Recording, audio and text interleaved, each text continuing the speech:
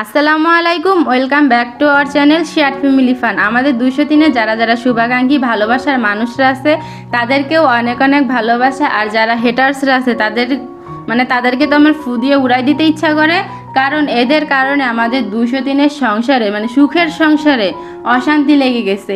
এমন একটা পর্যায়ে আসছে যে আমরা 203 সিদ্ধান্ত নিছি আমরা আর ব্লগিংই করব না। কালকে এরকম একটা ভিডিও আপলোড দিছি যে এটাই আমাদের শেষ ব্লগ। তো ওইখানে গিয়েও ওরা বাজে বাজে মন্তব্য করতেছে যে আমরা নাকি নাটক করতেছি, 2 দিন পরে আবার আসবো। ভাই, আপনাদের সমস্যা কি? আমরা ব্লগিং ছেড়ে দিতেছি, খুশি হন, একটা ভালো কমেন্ট করেন, তাও তো করেন না। সেইখানেও খারাপ মন্তব্য। আমার সতীন একটু সুন্দরী, ডিভোর্সি না, নরম মনের মানুষ, এতদিন আপনাদেরকে কিছু বলে নাই, নরম পেয়ে নিছেন, এই কারণে এত তো বাজে বাজে মন্তব্য করতেছেন। আর 3.5 বছরের এই সতীনের সংসারে আমাদেরকে কেউ কখনো একটা খারাপ কথা বলেনি। আর যারা আমাদেরকে দেখতো যে আমরা 200 দিন এভাবে মিলেমিশে থাকি, তাদের মন থেকে দোয়া আসতো। আর এই অনলাইনে আসার পরে খারাপ মন্তব্য এত পাইছি, মনে হতো কি যে আমাদের ভালোবাসার মানুষই নাই।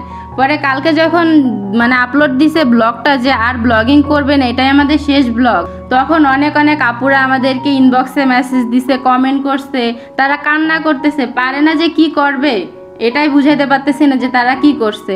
তো তাদের জন্য আমরা আবার ব্লগিংয়ে ফিরে আসছি, শুধু সেই ভালোবাসার মানুষগুলোর জন্য। আবার কিছু মানুষ জান্নাত জাহান্নাম টেনে আনতেছে। আপনাদের ওইখানে কি সবাই পর্দা করে? পর্দা করা ওটা অন্য বিষয়। যদি আমরা ওইরকম হই, তখন আমাদের জামাই ব্লগ কন্টিনিউ করবে বাচ্চাদেরকে নিয়ে, আমরা আসবো মাঝে মধ্যে, হিজাব পরে বোরকা পরে আসলে তো আর কোনো সমস্যা নাই। ওই সাবজেক্ট বাদ। আপনারা যারা হেটার্সরা আছেন তাদের কারণে আমরা মূলত ব্লগ বন্ধ করছি, পর্দা করার জন্য না। আল্লাহ তাআলা যদি আমাদেরকে হেদায়েত দেন তাহলে অবশ্যই আমরা পর্দা করব, কিন্তু এখন পর্দার বিষয় না। আসলে হেটার্সদের কারণে, তাদের বাজে মন্তব্যর কারণে আমরা ব্লগিং বাদ দিছিলাম, কিন্তু যে এখন দেখতেছি আমাদের ভালোবাসার মানুষেরা অনেক গুণ বেশি, হেটার্সরা খুবই অল্প সংখ্যক। এই জন্য আমরা এত দ্রুত ব্লগিংয়ে ব্যাক করছি। তারা পাগল হয়ে গেছে আমাদের ভিডিও দেখার জন্য, শর্টস দেখার জন্য, আমাদের 200 দিনের খুনসুটি দেখার জন্য। তো আজকে অনেক কথা বলে ফেলছি ফার্স্টে, এখন মূল ভিডিওতে আসি। স্বামীর দ্বিতীয় বিয়ের দিন আমার মনের অবস্থা কেমন ছিল। প্রথমে একটু শুরু করি আমার সুন্দরী সতীনকে দিয়ে, যাকে দেখলে অনেকেরই জেলাস ফিল হয়, কেন আমার সতীন এত সুন্দরী। ওর সাথে আমার প্রথম কথা হয় হচ্ছে ফেসবুকে। ওই আমাকে মেসেজ দেয়, তখন আমি একটু সেলিব্রিটি ছিলাম, তো ওই নিজে থেকে আমাকে মেসেজ দেয়। তখন আমি অনেক সতীন নিয়ে পোস্ট করতাম, তারপরে বিভিন্ন ধরনের উপন্যাস পড়তাম। আমি সতীনের উপন্যাসের ফ্যান হয়ে গেছি। একটা উপন্যাস ছিল কাঠগোলাপ, ওইটা যে আমার এত ভালো লাগছে, এই উপন্যাসটা পড়ে আমার চোখে জল চলে আসছে, কান্না করে দিছে এমন অবস্থা। আমার সতীনেরও সেম, ওকেও দিছিলাম আমি যে এটা পড়ো, দেখো কেমন লাগে। তো সুমাইয়ার সাথে যখন আমার প্রথম কথা হইতো, তখন ও সতীন নিয়ে পুরো আমার সাথে ফাইজলামি করতে আসছিল। কিন্তু এই ফাইজলামি করতে করতে না আমাদের ফ্রেন্ডশিপটা অনেক মজবুত হয়ে যায়। তো আমি একদিন ফোন টিপতেছিলাম, ফোন টিপতে একজনের ব্লগ আসে আমার সামনে, ইন্ডিয়ান ব্লগার পায়েল কৃতিকা। তো ওদের দেখে না আমি পুরো সিরিয়াস হয়ে যাই যে সুমাই, আমরা 2জন সতীন হবই, দুনিয়ার কেউ আমাদেরকে আটকাতে পারবে না। ওরাই ছিল মনে হয় প্রথম ব্লগার সতীন নিয়ে যারা ভিডিও বানাইতো। তখন বাংলাদেশের কেউ সতীন নিয়ে ব্লগ বানাইতো না। তখন আমার সতীন বলছে, তুমি কি সিরিয়াস? তুমি কি সত্যি সতীন বানাবা? ভেবে চিনতে বলতেছো? তখন আমি বলছি কি হ্যাঁ, আমি ভেবে চিনতেই বলতেছি, কিন্তু বাড়ির মানুষকে তো আগে রাজি করাতে হবে, তারপরে তো সত্যি সুমাইয়া তো রাজি আছেই। তো প্রথমে আমি আমার জামাইকে জানাইছি, তারপর আমার জামাই বলে কি তোমার মাথা মনে হয় গেছে, তুমি কি বলতেছো তুমি নিজেও জানো না। আর শাশুড়িকে যখন এই কথা বলছি তো অনেক 1 সপ্তাহ টাচ দিছি যে আমি একটা সতীন আনতে চাই, তখন কিছু বলে না। যখন ফাইনালি আমি বলছি যে আমি একটা সতীন আনবো সরাসরি, তাকে তো আমি তখন একটু বেশি ভয় পাইতাম, তো অতটা সাহস পাই নাই বলতে সরাসরি।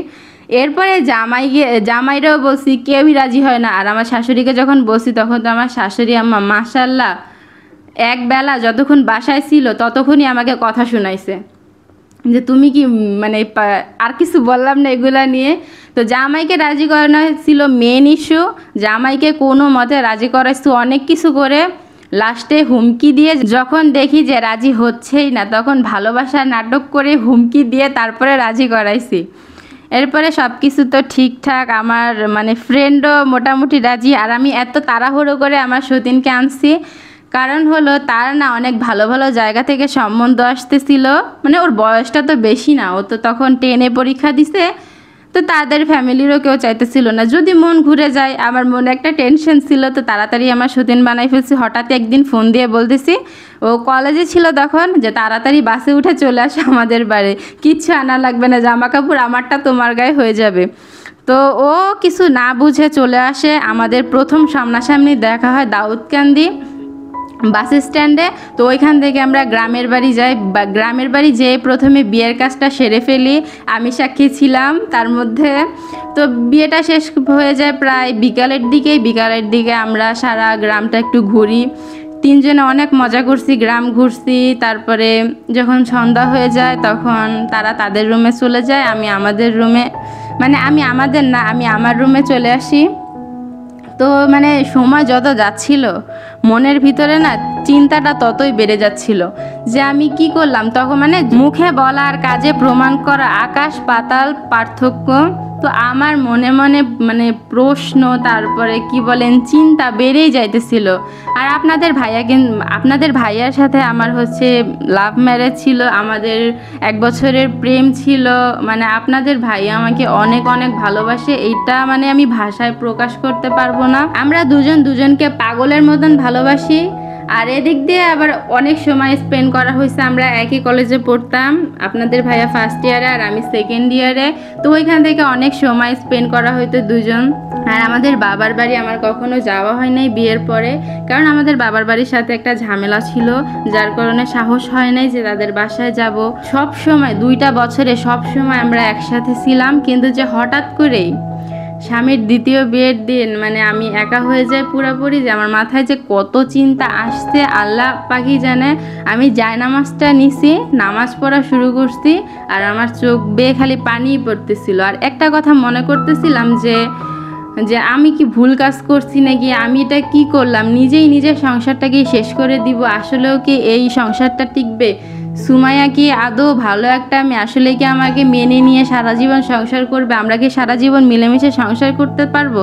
মানে অনেক অনেক প্রশ্ন। আমার জামাই মনে হচ্ছিল আমার থেকে অনেক অনেক দূরে চলে গেছে, কারণ 2 বছরে তো কখনো আমরা আলাদা থাকিনি বা কোথাও ঘুরতেও যাইনি আলাদাভাবে। তো মনে হতেছিল আমার জামাই আমার থেকে অনেক দূরে চলে যাচ্ছে। যাই হোক, কান্না করতে করতে 4-5 ঘন্টা পরে আমার জামাই আর সতীন একসাথেই চলে আসে। দেখে আমার মন টন খারাপ, বাকিটা রাত আর আমরা ঘুমাই না, আমাকে সান্ত্বনা দিতে থাকে, বলতে থাকে অনেক কিছুই। আজকে এই পর্যন্তই বলবো। যারা বাকি অংশ শুনতে আগ্রহী তারা অবশ্যই কমেন্টে বলবেন যে আমরা আগ্রহী, তাহলে এই ভিডিওর শেষ অংশ দেওয়ার চেষ্টা করব। আজকের ব্লগটা এই পর্যন্তই। আল্লাহ হাফেজ।